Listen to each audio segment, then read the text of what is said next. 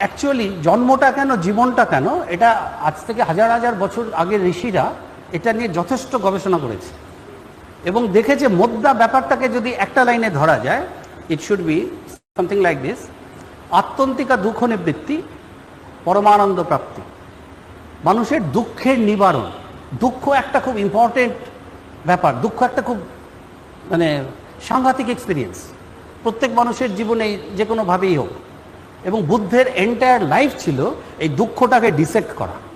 আদৌ এটা কি একেবারে অর্গ্যানিক ব্যাপার, জীবনের সাথে থাকবেই এবং এর কোনো সমাধান নেই? তো বুদ্ধের সারা জীবন ওয়েন্ট অন এই সাবজেক্টে। দুঃসং দীক্ষং সর্বং দুঃসং, বুঝছো? খনিসাং সবই জীবন, ক্ষণিক ক্ষণিক, বুঝতে পারছো? ওদের অপ্রাপ্তিম অপ্রাপ্তিম সর্বং অপ্রাপ্তিম, এই ছিল বুদ্ধের কনসেপ্ট। কিন্তু ও গবেষণা করে সাধনা টাধনা করে দেখলো দুঃখ আছে, ইটস আ ফ্যাক্ট। এমনও হতে পারে এর কোনো সমাধান নেই, তাহলে ব্যাপারটা খুব পেইনফুল হবে, ব্যাপারটা খুব ডিজার্টেনিং হবে। ও বললো না, এটার সমাধানও আছে। এবার সমাধানের রাস্তা আছে। বুদ্ধের ফিলসফি মোদ্দা এই কয়েকটার উপর বেস করা। পৃথিবীতে দুঃখ আছে, দুঃখের কারণ আছে, দুঃখের কারণ বার করা একটা খুব ইম্পর্টেন্ট। তুমি ডাক্তার নিয়েছে, ফলে রুট কজটা পেশেন্টের যদি ধরতে পারো, তাহলে অনেক দূর এগিয়ে গেলে অ্যাটলিস্ট তুমি রুটে পৌঁছতে পেরেছো। তারপর সলিউশনের সাইডটা আসে, দুঃখ নিবারণের উপায় আছে। এবার দুঃখ নিবারণের উপায়টা, এটা নিয়ে যথেষ্ট কমপ্লিকেশন আছে। দের আর এন নাম্বার অফ এটা। তো এটা ঋষিদের বক্তব্য ছিল, এটা আরও আগে, বুদ্ধের আরও আগে যে ঋষিরা, তারাও এটা নিয়ে ঘাটাঘাটি করেছে। তো ওরা চতুর্বর্গের কথা বলেছে। এটা বিভিন্নভাবে আমাদের ফিলসফিতে এসছে, ইস্টার্ন ফিলসফির কথা বলছি, ওরিয়েন্টাল ফিলসফি। ধর্মার্থ কাম মোক্ষ। ধর্ম অর্থ কাম মোক্ষ। অ্যাকচুয়ালি কাম মানে লোয়েস্ট ইন্দ্রিয় দিয়ে আমরা যেগুলো অ্যাটেন্ড করতে পারি। দেখে সুখ, শুনে সুখ, ভালোবেসে সুখ, গন্ধ সুখে সুখ, খেয়ে সুখ, ডাইরেক্ট পারসেপ্টেবল ট্যাঞ্জেবল ইন্দ্রিয় দ্বারা, আমাদের যে সেন্স অর্গানস দ্বারা ডাইরেক্ট ট্যাঞ্জেবল, এই রাস্তাটাকে বলে কাম রাস্তা। এই অর্থ হচ্ছে একটু এর থেকে উন্নত। তুমি কেউ নোবেল লরিয়েট কেউ, সে কিন্তু ধরো খুব খেটে একটা প্রাইজ পেল, সেটা তার ডাইরেক্ট চোখের তৃপ্তি, কানের তৃপ্তি, জিভের তৃপ্তি হচ্ছে না, কিন্তু একটা কোথাও অ্যাচিভমেন্টের থেকে একটা সাকসেস, একটা তৃপ্তি ড্র করছে।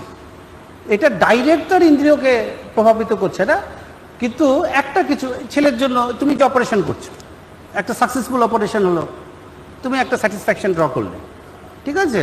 তো এটাকে নাম দিল অর্থ। এটাকে আমি এইভাবে ব্যাখ্যা করি, দেয়ার আর এন নাম্বার ওয়েজ এটাকে ব্যাখ্যা করা। এই ধর্ম অর্থ কাম মোক্ষ, এই চারটা মার্গ কীভাবে দেখা হবে, এই দুটোর সাথেই সেলফ জড়িত। তুমি যে দেখে তৃপ্তি পাচ্ছ, এটা তুমি পাচ্ছ, বা তুমি যে কিছু একটা অ্যাচিভ করে তৃপ্তি পাচ্ছ, তুমি পাচ্ছ। ঋষিরা দেখলো গন্ডগোলটাই সেলফে। যত ঝামেলার মূল তোমার identifying with your self as এই স্থূল বডি, ওটাতেই ঝামেলাটা, মোদ্দা ব্যাপারটা। ওরা তখন এর থেকে আরেকটু উপরে ওরা ধর্ম মানে হচ্ছে selfless. Selfless is very tough, very very tough. আমি খুব উচ্চ মার্গের সন্ন্যাসী যোগীদের সাথে আমি কথা বলেছি বা তাদের সাথেই করেছি। ঠাকুর যেটা করছেন দ্যাট সেলফলেস। একমাত্র ঠাকুরেরটা ফুল প্রুফ সেলফলেস। ঠাকুর যে এই যে সারা জীবন পরিশ্রম করে গেছেন, সেলফলেস। বাকিরা ওরা করে কি, সেলফ শব্দটা এমনভাবে জড়িত আমাদের সাথে, এটাকে সেলফলেস করা ইটস ট্যান্টামাউন্ট টু ইম্পসিবিলিটি। তো ওরা কিছু কিছু রাস্তা নেয়, ভক্তিযোগের যে রাস্তাটা, যে আমরা করছি ঈশ্বরের জন্য করছি।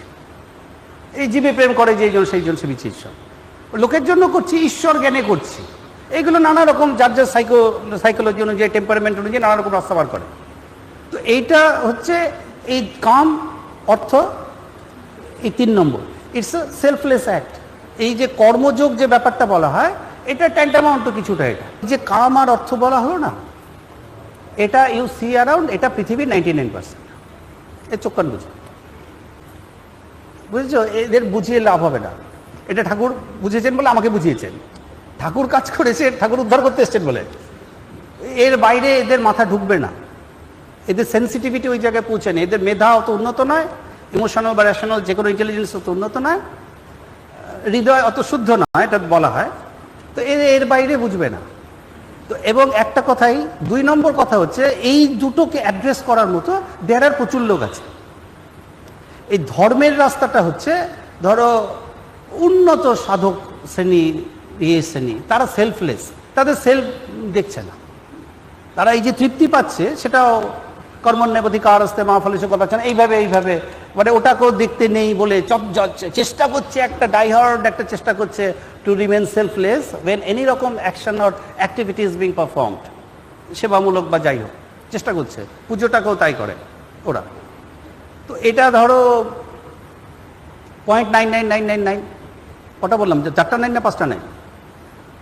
এবার হাইয়েস্ট পথ হচ্ছে মোক্ষ।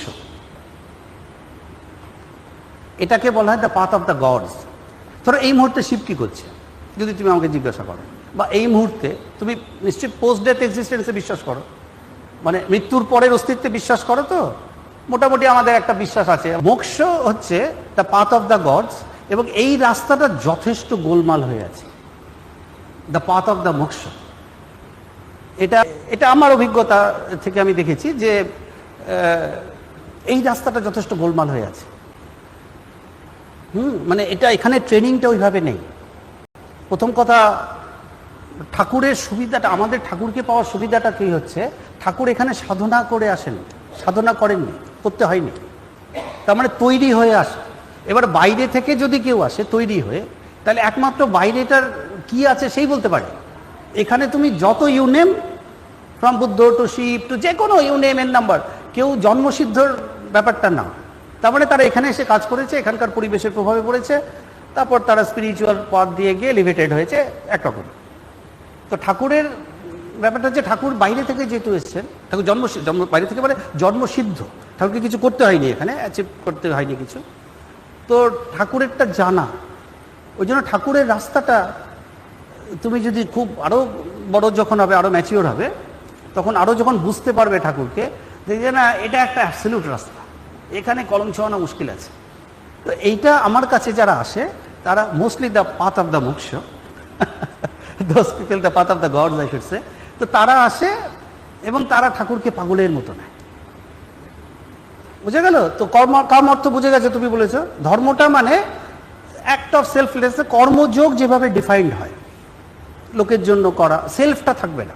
এবার সেলফটাকে কিভাবে নেগেট করা যায় বা কিভাবে ভাগ করা যায়, এক সেলফলেস। আর সেলফলেস করাটা খুব মুশকিল, কারণ এখানে জটিল কিছু সমস্যা তৈরি হয়। তো যাই হোক, তো ওই জন্য ধর্ম মানে সেলফলেস অ্যাক্ট।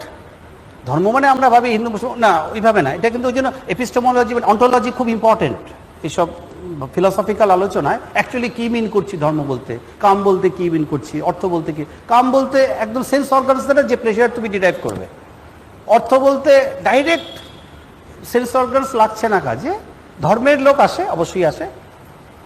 অ্যান্ড সব থেকে ইন্টারেস্টিং কেস হচ্ছে মুখ্যদের কেস। এবং তারা যখন বুঝে যাচ্ছে, এবং ওই লেভেলের একটা মেধা নিয়ে যদি বুঝিয়ে দিতে পারি যে না দিস ইজ অ্যাবসলিউট পাথ, সেখানে আর কথা হবে না। তখন যে আঁকড়েটা ধরে ঠাকুরকে, বুঝেছো, পাগলের মতো তখন একটা রাস্তা পেয়ে গেল, ওই পথে সে চলতে থাকলো, এবং সেটা প্রমাণ সহ।